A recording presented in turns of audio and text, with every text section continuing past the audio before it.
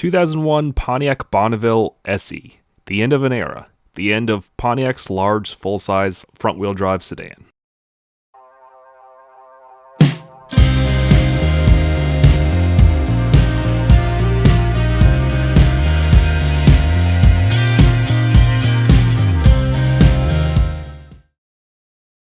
I've talked a lot about the dad sedan this year. Well, when I was a kid, this was the type of dad sedan that was ubiquitous to main streets. Yeah, I know, I was pretty harsh with GM's W-body recently with the 2006 Chevrolet Impala SS. But that's not the W-body I grew up with. This was the type of big front-wheel drive GM I grew up in the back of.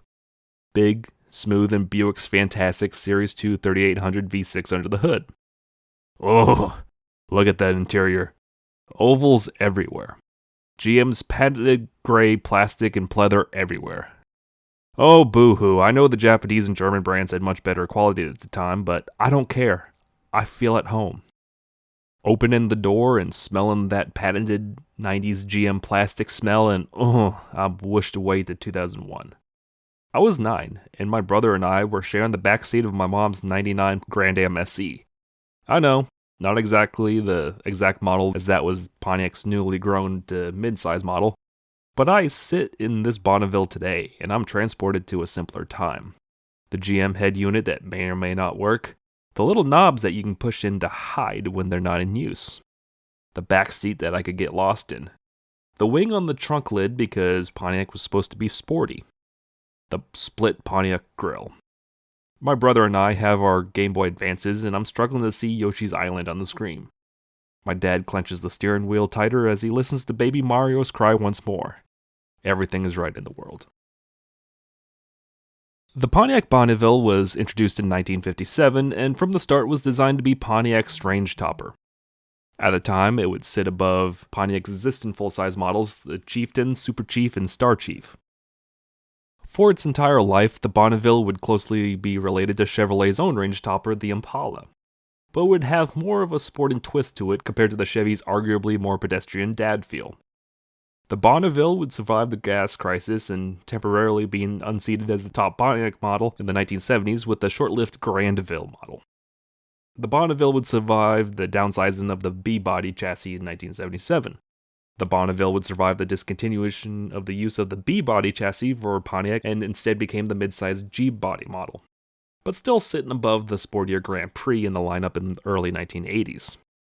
And biggest of all, the Bonneville would survive the discontinuation of the G-body line and the switch to an almost entirely front-wheel drive lineup for Pontiac in 1987.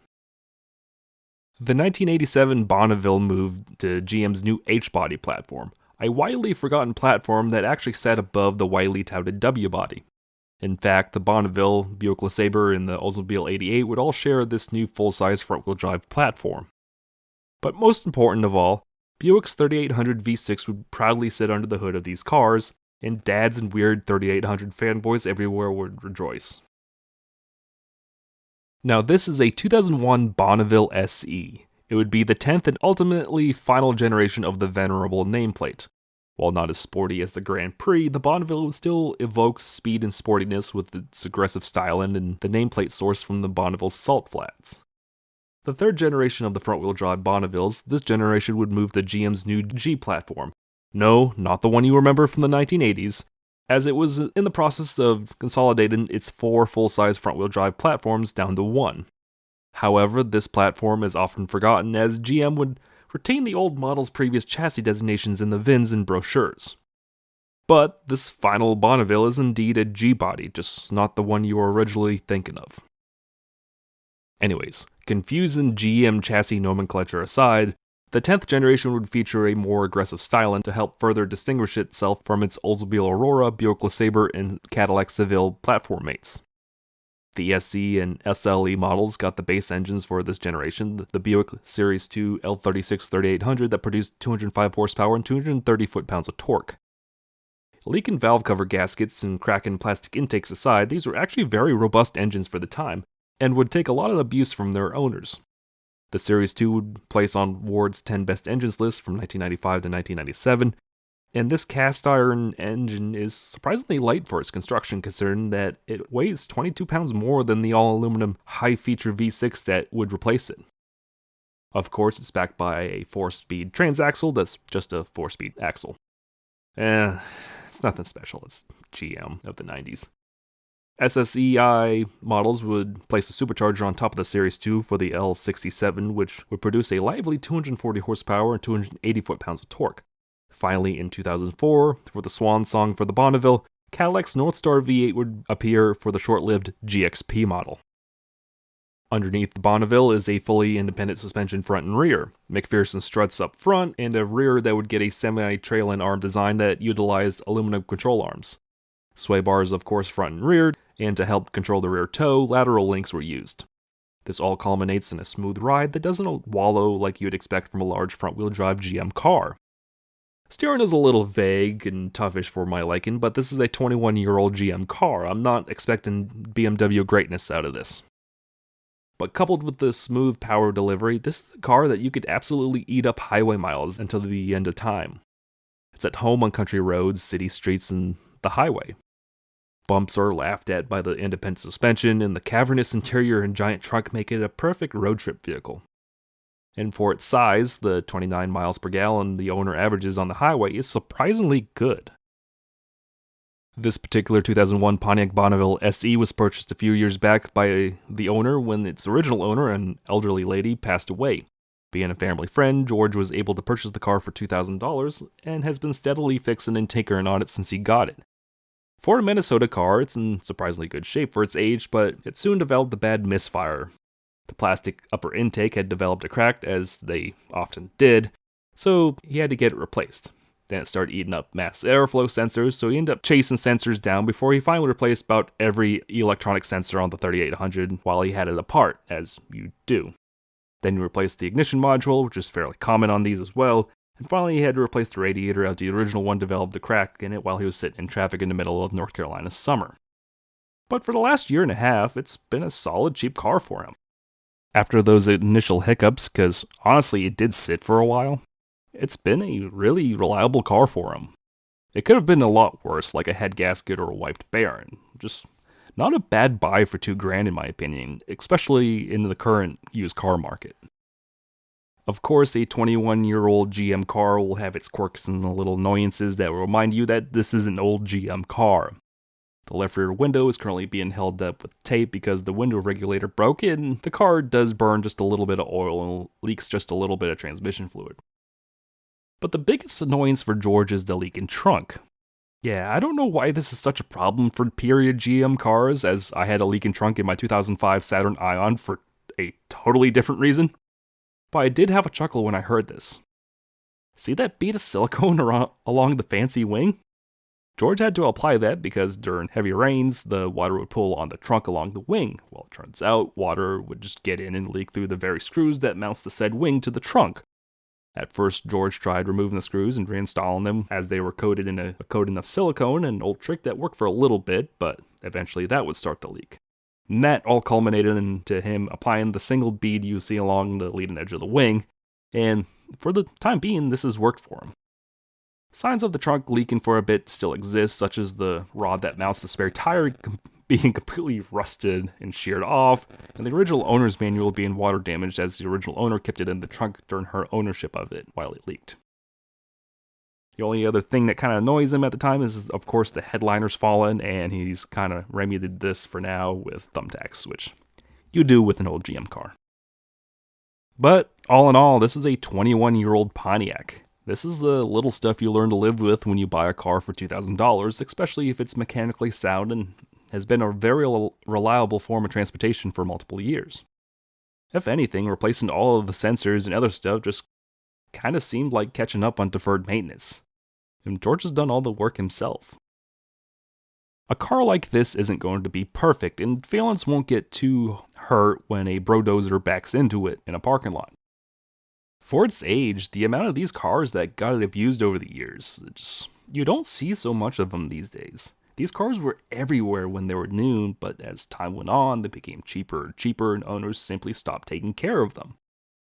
They don't have the cachet of Bonnevilles of old, so they were used and abused, and many didn't survive. But this one does, and it's currently getting the love that it so dearly needed. Many people joke about Nissan Altima drivers at the moment, as those cars are large and relatively affordable to get into, but before the Altima, the go-to choice for the no F's given crowd was large GM front-wheel drive cars. And that's why you're seeing less and less of them in recent years. Cars simply don't survive for very long under that kind of abuse, and soon we'll be wondering where the Nissan Altimas that terrorize the streets went, like we're currently doing with the large Pontiacs and Buicks like these. Anyways, the Bonneville would end production following the 2005 model year and wouldn't receive a direct replacement for a few years. In 2008, Bob Lutz's dream of bringing the Australian Holden Commodore to the States would get a new lease on life, as that model would be introduced as the G8, a rear-wheel drive model that came with an available V8 and manual transmission that would help re-spark the sportiness that Pontiac was supposed to represent in GM's lineup. But it was too little too late, as it came during the Great Recession and GM's bankruptcy. While the future might have looked bright for Pontiac from an enthusiast standpoint, large V8-powered sports sedans looked frivolous for a car company that was looking to get government money in a massive bailout post-bankruptcy. And because Buick was selling like hotcakes in China, Pontiac was on the outside looking in at the end. Which is a shame, because Pontiac would have thrived in the late 2010s when everything was become angrier looking and people had money to burn on large sedans with V8s under the hood. But it was never meant to be. Instead, we can look back at cars like the 2001 Pontiac Bonneville SC and think about simpler times, when GM cars were ruling the roads, for better or worse, and the troubles of the late aughts were but a distant dream. 2001 Pontiac Bonneville SC. Laugh all you want, but I consider this the perfect sedan. Large, surprisingly efficient, and relatively cheap to get into and maintain. I miss simple cars like these. Have a good day, everyone. Thank you once again for watching another episode of Wookie Drives. Huge shout out to George of Winslow, Maine for letting me drive his old Pontiac for this episode. You can follow George at Balfons Racing Inc. on Twitch. He is a iRacing live streamer, so go ahead, give him a follow there and follow him on his other socials. If you have a car or truck you'd like to see on the show and happen to be in the Charlotte, Mooresville, North Carolina area, email me with your submission at wookiedrives@gmail.com. That's wookiedrives@gmail.com. That's right. Submit your car to wookiedrives@gmail.com. Don't forget to give the video a like, drop a comment with some feedback. Any sort of feedback and interaction with this video really helps this channel grow in the algorithm as a whole. Share with all your big front-wheel drive GM car friends. And finally, don't forget to give the video a like and hit that bell for notifications for more Wookie Drives like these. Thank you so much for watching, and have a good day.